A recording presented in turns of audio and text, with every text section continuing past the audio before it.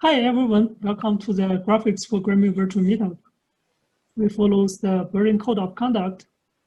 We have a Discord server that you can join and discuss with the graphics issues with the tutorial or some just other graphics related issues on the Discord.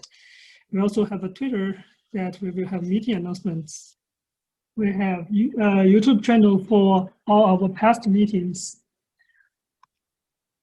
And today's topic is we will continue our VK Mini Past Research tutorial, chapter 9 to 11, where we will first talk about how to extract some data from our intersection point in chapter 9.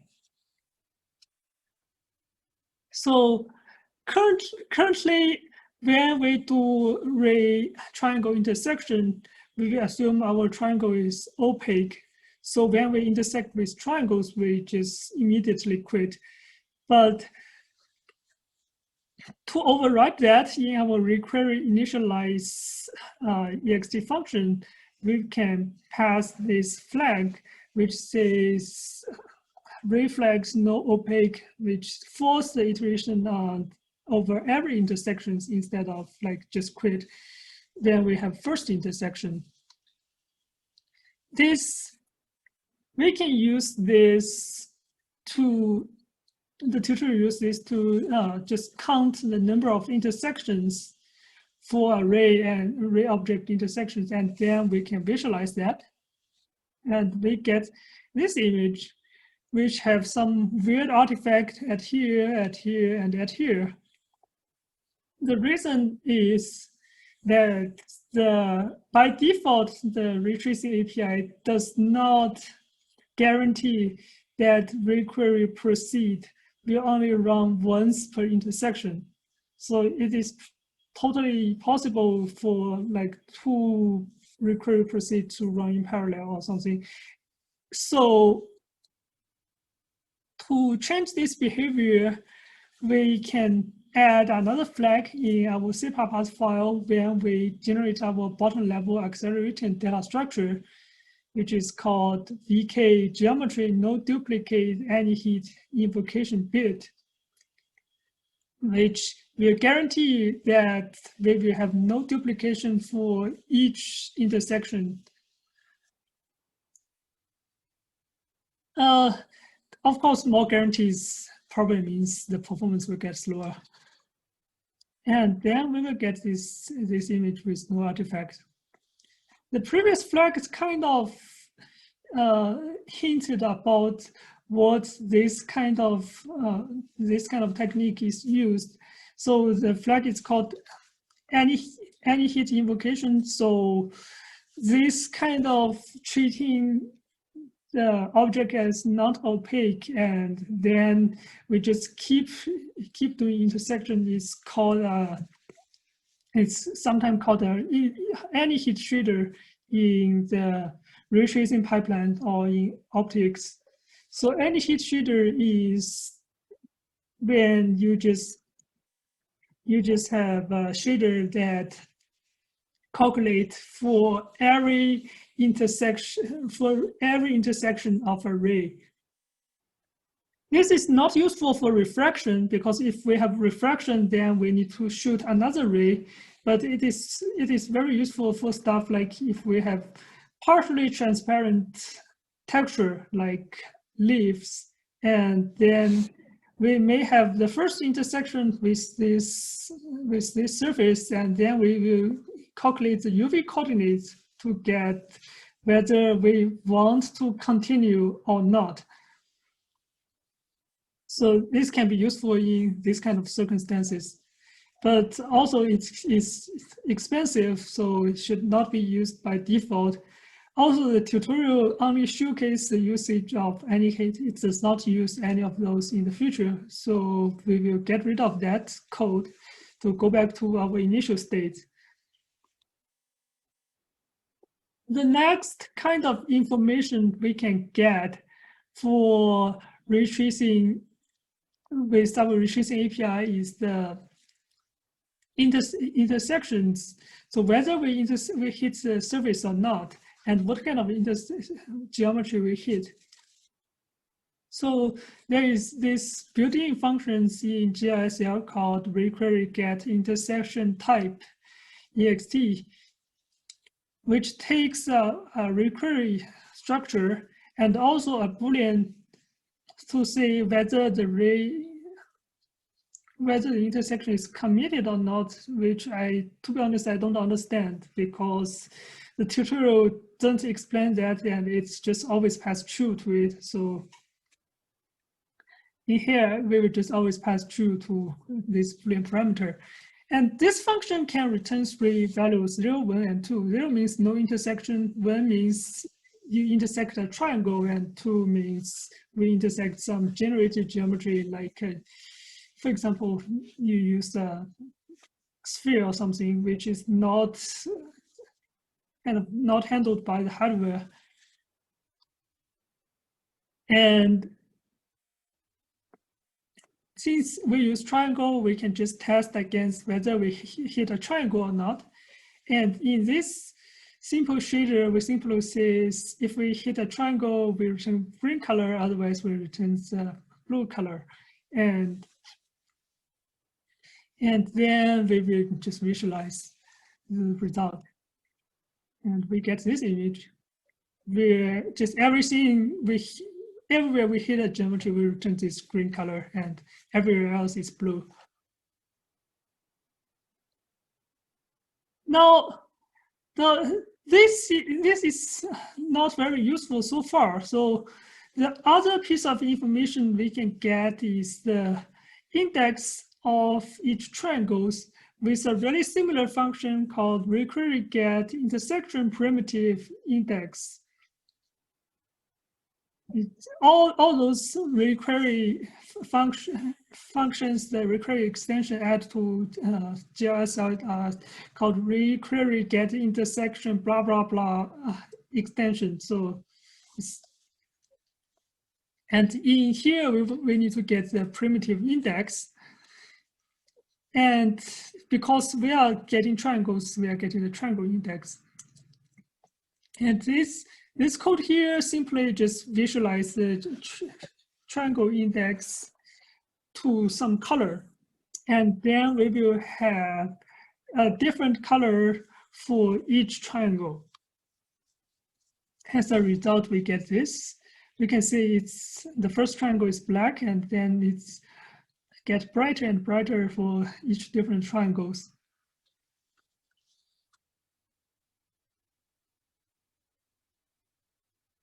The next useful information we can get is barocentric coordinates.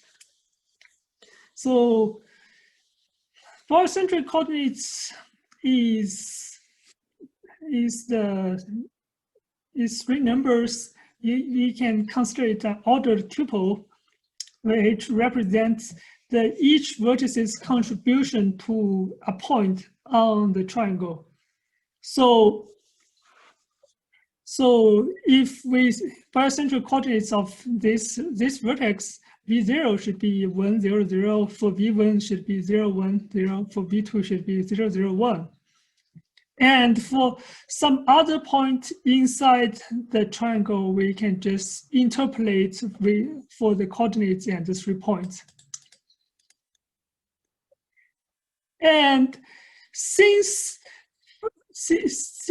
barocentric coordinates, all 3 barocentric coordinates always add up to 1, the API actually only use 2 numbers.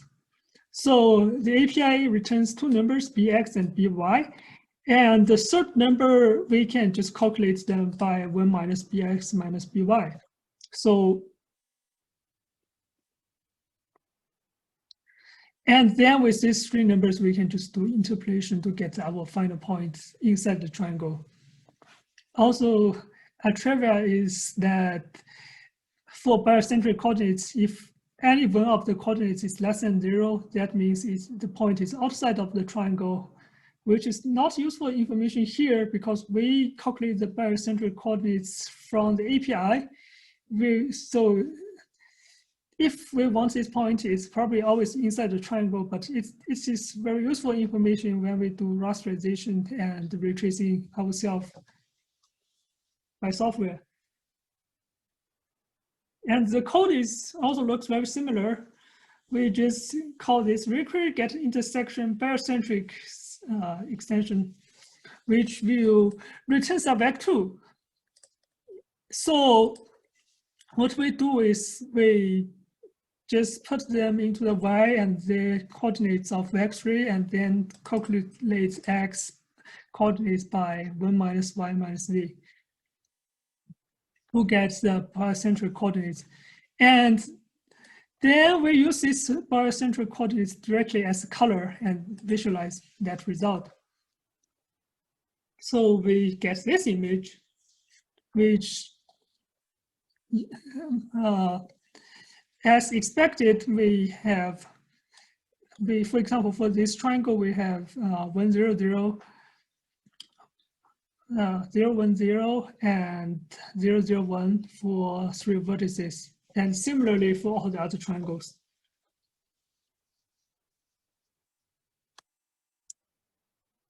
Now we have the information of the intersection point, but still we miss information about our mesh itself. So if we want to do some kind of lighting, then we probably need to know the information about the normal vector. That's why we need the mesh information. And to do that, we cannot query the mesh information directly from the accelerating data structure. Instead, we need to do it ourselves by creating 2 new arrays, new buffers, vertex buffers and index buffers. Since we are passing them to the compute shader, we can no longer call them vertex buffers. Well, we can no longer use like GLSL's vertex buffers and index buffers anymore. Instead, we need to use storage buffers. And we just add 2 new bindings to our descriptor set, and one for the vertex buffer and another for the index buffer.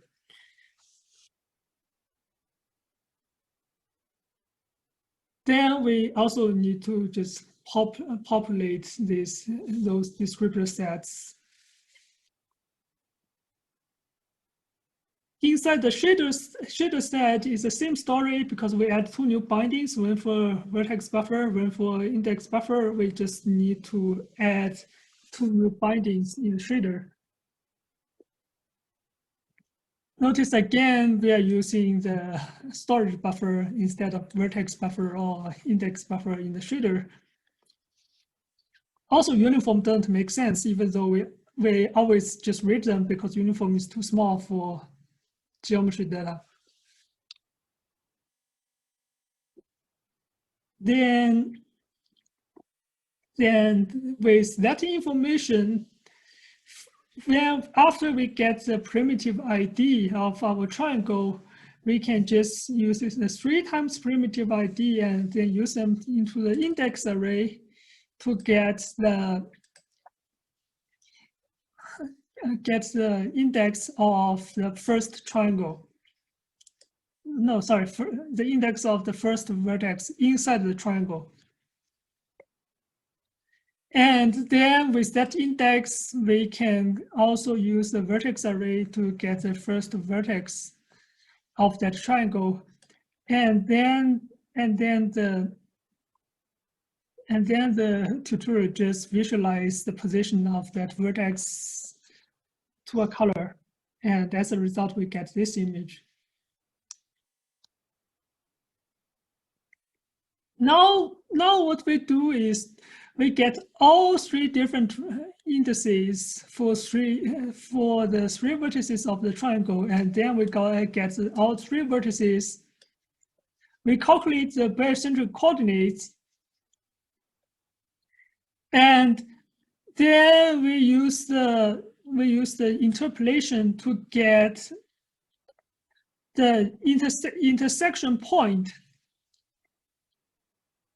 of intersection point of the ray on that triangle, but it is in object space because all our vertices are just we extracted them from the vertex buffer, which is in the object space.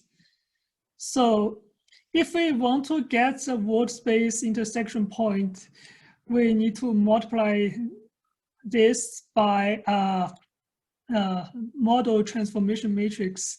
But since in this tutorial code, all the we don't do any transformation for our mesh, we can just use the object space as the world space because they are the same.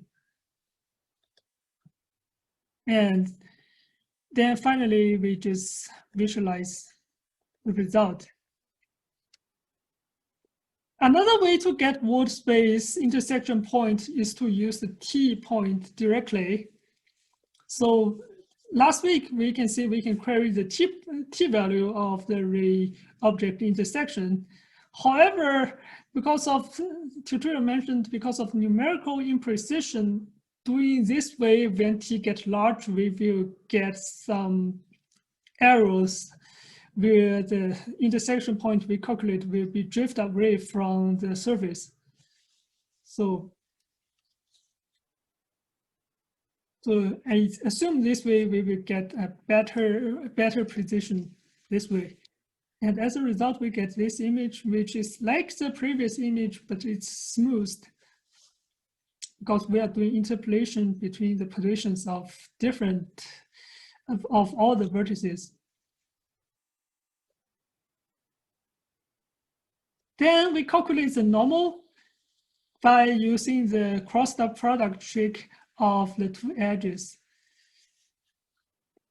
Just if we do cross products of the two edges, we get another vector which is always orthogonal to the two edges, which means it is orthogonal to the whole triangle.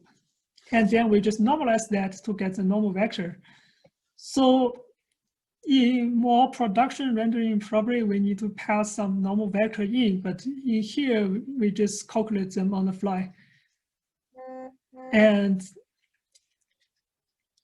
then the tutorial just visualize the normal vector also in the object space into the color. If we want to transform the normal vector into a world space, we need to times the inverse of the model projection matrix because of the cross product. So normal vector have some weird properties. And as a result, we get this image. And then we go into chapter 11, where we talk about perfectly specular reflections, because we will not touch any randomness and sampling this time. So next week, we will cover how to have different samplings and have kind of randomness, but this time we just have a deterministic reflection, which is always mirror reflection. And first the tutorial introduced the sky color. This code is borrowed from the retracing in one weekend, where we just have a linear interpolation of y-axis from white to some bluish color, so like white here and blue here. Mix is the GSL keyword for linear interpolation. And this background is not especially realistic because in real sky, when you look at real sky, the bottom can rapidly approach white on horizons, but in here it's just a linear scale, but it is good enough for our demonstration purpose. And then since we need to do ray object intersection multiple times in a loop now, we will do some refraction into the previous code. First, we create a struct to get all the information we want for ray-object intersection. Then we just extract this part of code, the previous part of code, into this getObjectHitInfo function, where we first get the primitive ID and then calculate the indices and vertices based on this primitive ID to get 3 vertices of the triangle. We calculate the barycentric coordinates, and based on the 3 vertices and barycentric coordinates, we can get the object space position, which in this tutorial is the world space position. Similarly, we can get a normal, and we will just assign a constant 0.7 color to our result. Then we will start to do our retracing here. So we will have an accumulated color, which starts from 1. So we start at white, and then we will multiply something to get kind of darker and darker color. And we also have this pixel color variable that we will use later. Then we do our retracing in a loop that we have a depth limit of 32. For each iterations, first we initialize our requery, and then just perform the ray triangle intersection test. And then if we hit a triangle, then we get the information at that intersection point. Then we just multiply the accumulated ray color with our color. So our material here is a bit weird because our color is constant 0.7. What we are doing is essentially our material will always absorb 0.3%, no, sorry, like 30% of light, and for 70% of light get reflected. So the material itself absorbs 30% light, and 70% of light get, sorry, I'm repeating. So, and so we will see as we just have multiple bounces, the scene will get darker and darker when we have more bounces with this kind of calculation. And then we will reassign the ray origin and ray direction, and we can go back to our loop. So our ray origin will be the intersection point, and the ray direction, we can use the GSL primitive reflect function to get our reflection ray, and just use this to continue our calculation.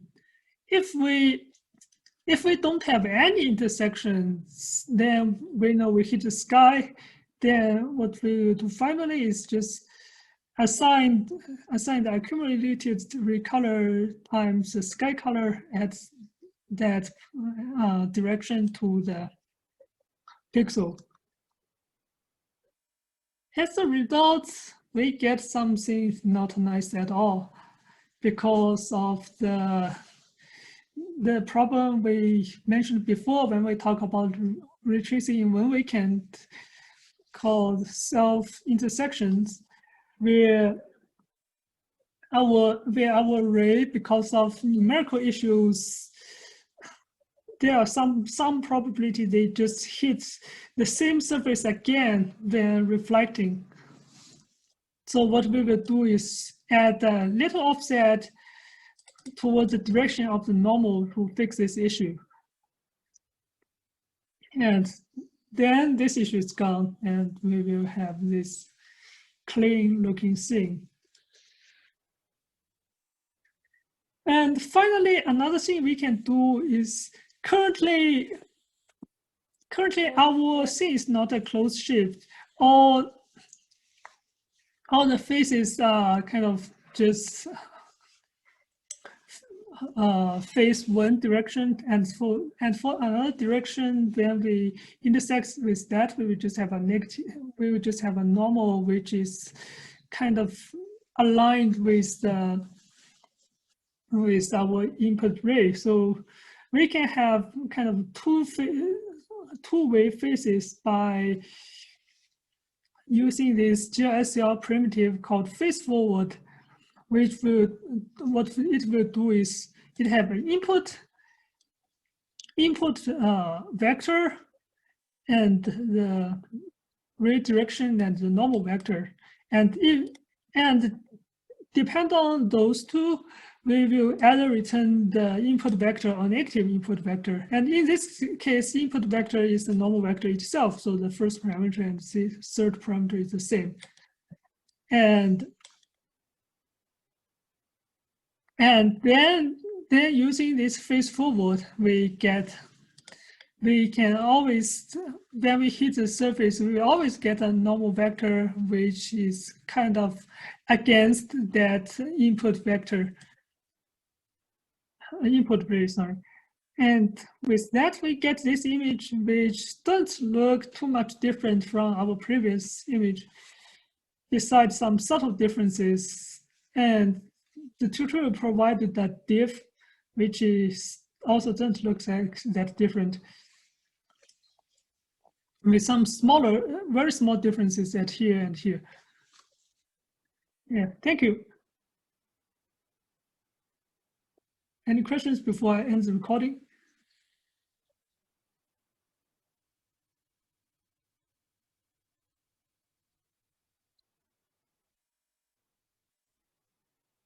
Okay, cool.